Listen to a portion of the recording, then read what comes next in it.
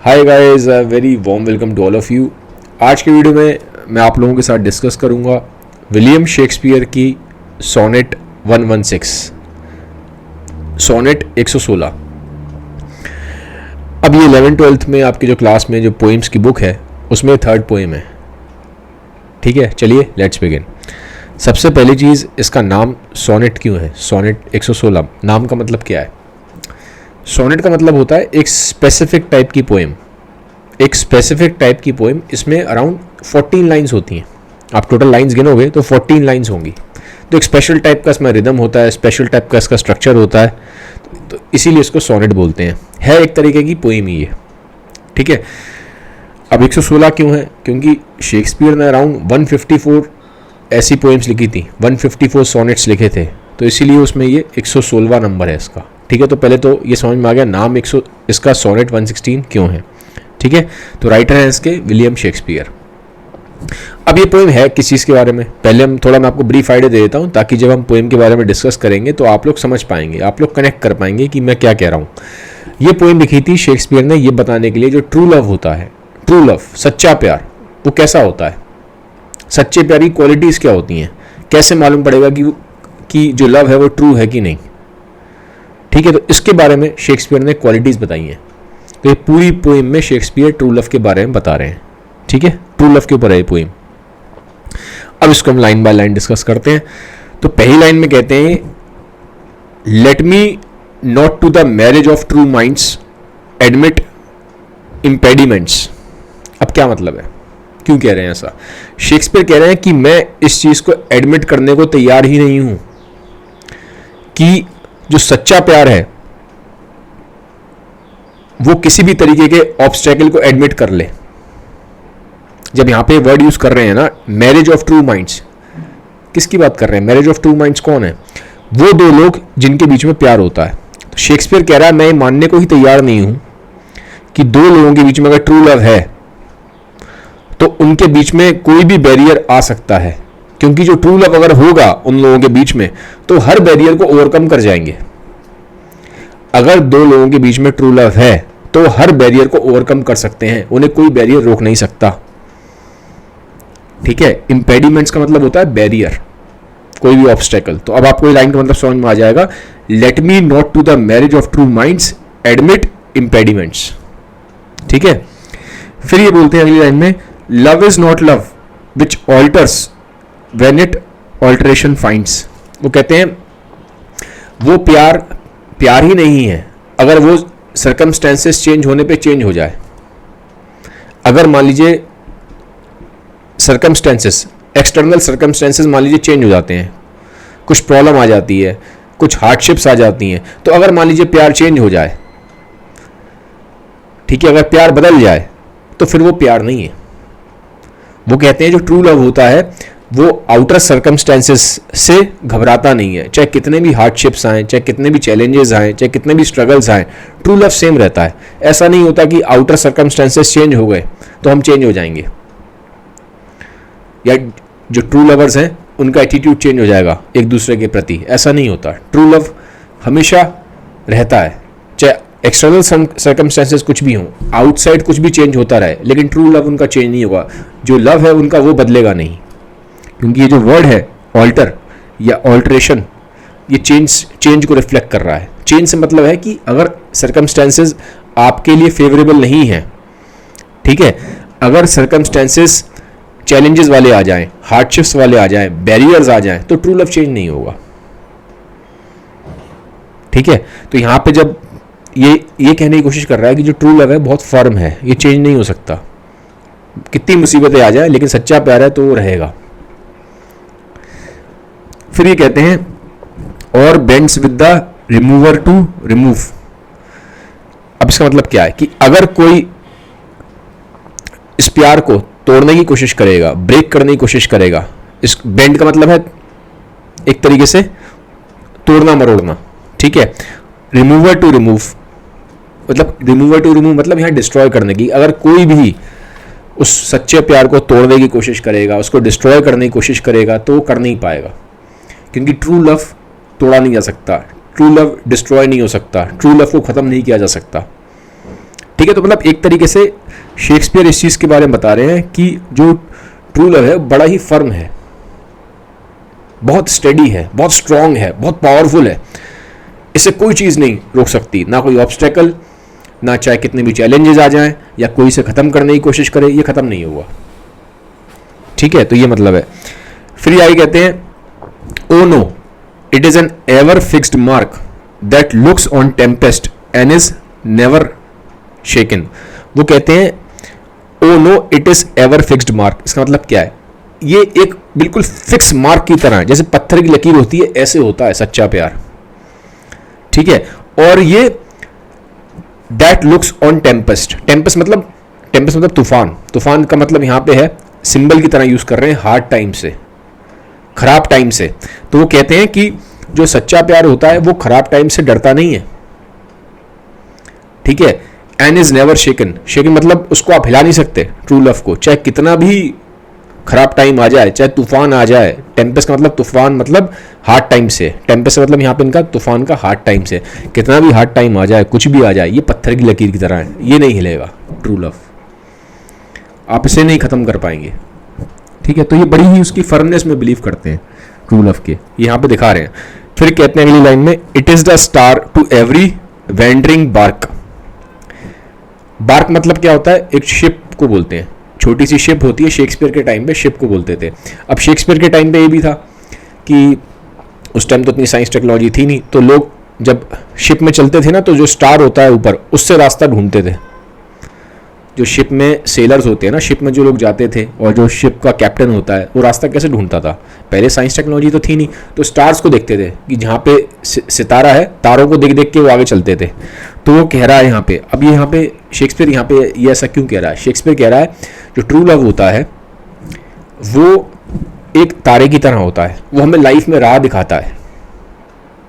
ठीक है, true love जैसे कि एक तारा एक शिप को राह दिखाता है, ऐसे ही यहाँ पे तारे से ये कंपैरिजन कर रहे हैं, स्टार से कंपैरिजन कर रहे हैं ट्रू लव का। वो कह रहा है ट्रू लव भी हमारी लाइफ में ऐसे होता है जब हमें रास्ता दिखाता है। ठीक है, जब कभी इंसान भटक जाता है तो ट्रू लव उसको रास्ता दिखाता है। तो ट्रू लव का कंपैरिजन यहाँ पे एक स्टार से कर रहे हैं, ये एक तरीके से उसको अप्रिशिएट कर रहे हैं, उसको दिखा रहे हैं कितनी महान चीज है ट्रू लव। ठीक है, फिर कह रहे हैं आगे whose worth's unknown although his height can be taken. अब यहाँ पे क्या मतलब है इसका? यहाँ पे ये कह रहे हैं कि आप एक star height can be taken का मतलब क्या है? एक तारे की, एक स्टार की पोजीशन तो आप बता सकते हो, पता चल जाता है ना हमें, और आज तो वैसे ही मालूम पड़ जाता है, आप स्टार की पोजीशन बता सकते हो, स्टार वहाँ पे है, स्टार वहाँ पे है, ये आप नाप सकते हो। ठीक है, स्टार की आप ज़मीन से डिस्टेंस भी शायद उसका वो कर लोगे कैलकुलेट साइंस लगा के, लेकिन उसकी वर्थ क्या है ये नहीं बता पाओगे आप।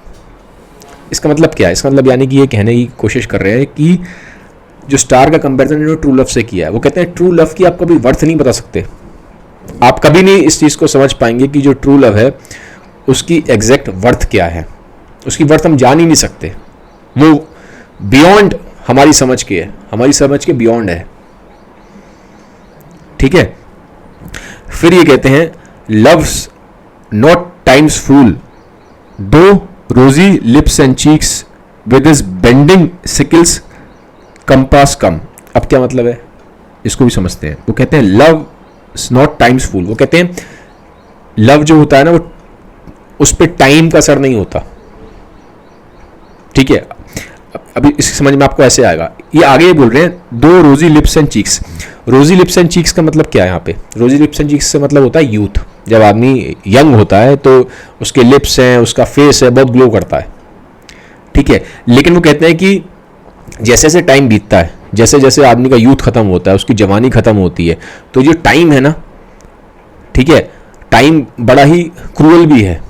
जैसे जैसे आपकी यूथ खत्म होगी तो टाइम आपको एक तरीके से, यूथ खत्म होता है तो टाइम आप पे कट करेगा, आपको खत्म करने की वो करेगा कोशिश। तो बॉडी को तो खत्म कर ही देता है टाइम। एक जैसे जैसे हमारा यूथ खत्म हो रहा है, हमारी जो हेल्थ है, बॉडी है, वो डिग्रेड होगी जैसे जैसे हम ओल्ड एज की तरफ जाएंगे।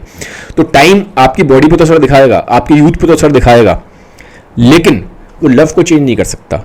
तो कहते हैं लव जो है टाइमलेस है, जो लव है वो टाइमलेस है, एटर्नल है, उस पे टाइम का असर नहीं है। टाइम का असर हमारी बॉडी पे है, हमारी यूथ पे है, तभी उन्होंने यहाँ पे वर्ड यूज़ किया है रोजी लिप्स एंड चीक्स।